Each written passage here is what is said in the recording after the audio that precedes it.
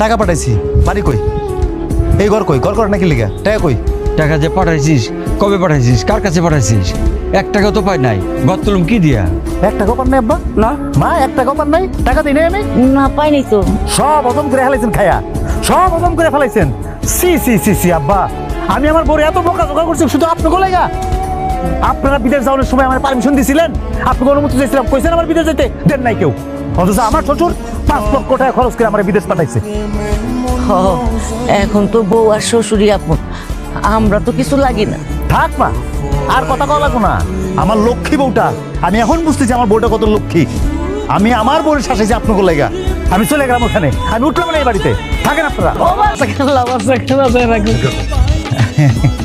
কে কই কি আমার খিদা লাগছে, তো খাওয়ানোর ব্যবস্থা করবা?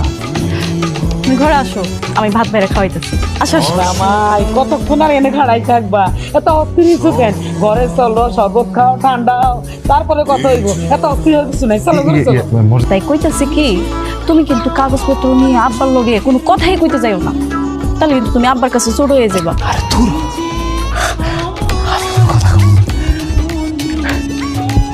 সবই তো ঠিক আছে, তাই তুমি আর কয়টা দিন থাইকা এলে তো আরো ভালো ছিল, বেশি করে টাকা পয়সা নিয়ে যেতে পারো।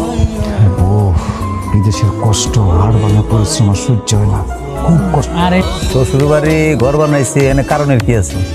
আর শ্বশুর বাড়ি মানে কি? আমার বইয়ের বাপের বাড়ি। তো আমার বইয়ের বাপের বাড়ি কি আমার কি পর নাকি কেউ? ওরা তো আমার আপন না। আমার নিজের টাকা খরচ করে আমার শ্বশুর বাড়িতে বাড়ি করছি, তো সমস্যা কোন জায়গায়? আরে ভাইজান, তুমি রাগ করো কেন? আমি তো খারাপ কিছু করি নাই, আমি তো জানবার চাইলাম। তোমার বাপে খায় শাক বইসা, আর তুমি তোমার বাপের না দেখা দেখতেছ শ্বশুর বাড়ির মানুষজন। হ্যাঁ, শ্বশুর বাড়ি ঘর বানাইলা, তুমি কি এখন শ্বশুর বাড়ি ঘর জামাই থাকবে নাকি? আশ্চর্য বিষয়, ঘর জামাই থাকার বিষয়টা আসলো কোথা থেকে? আমার নিজের টাকা করা ঘর, আমি ওখানে থাকতেছি, এটা ঘর। হ্যাঁ জহির, বাজার বৌমার লয়া তুই বাড়ি চলে আয়। এমনি আমার বউটারে জ্বালায় জ্বালায় মারছো তোমরা, এখন আবার লইয়া যায়, আবার জ্বালাও না? না না বাজান, আমরা তার জ্বালাবো কেন? তার তো আমরা জ্বালাই নাই।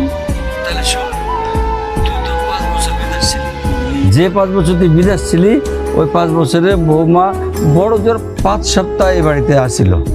তোর মায়ের রান্না বাড়া খাওয়াইছে, একটা কাটা কুটার কাম করতে দেয় নাই তারে। কি কইলেন এটা আপনি? আমি মাত্র 5 সপ্তাহ ছিলাম, আমি যে বছরের পর বছর আপনার করে রান্না খাওয়াইছি। হ্যাঁ, আর আম্মারে তো আমি সারা জীবন দেখলাম যে অসুস্থ হয়ে বিছানার মধ্যে পড়েই আছে, কোনোদিন তো আমি ওনারে সুস্থও দেখলাম না। না না বৌমা, এটা তুমি কি কইতেছ? তোমার শাশুড়ি তো সত্যি সত্যি অসুস্থ, ঢং করে পড়ে থাকবো কেন? মা গো, ডাক্তার দেখাইতে পারতেছি না দেখে পড়ে রয়েছে, ডাক্তারের কাছে লিয়ে যাবো, কি যে করি। দেখছো, তোমার কইছি না তোমার বাপ মা টাকা ছাড়া কিছু বোঝে না। তোমার যে বাড়ি যাইতে কইতেছে, এই টাকার জন্য যাইতে কইতেছে না। শুনো, আমার টাকা পয়সা কিচ্ছু লাগবো না, তুই খালি একবার আয়, তোরে পরান্ডা বইটা দেখি।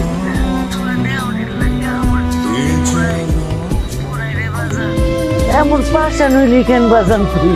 আমার এটা কোন লাগবো না, আমি আমার বাড়িতে আছি, আমার জায়গায় আছি।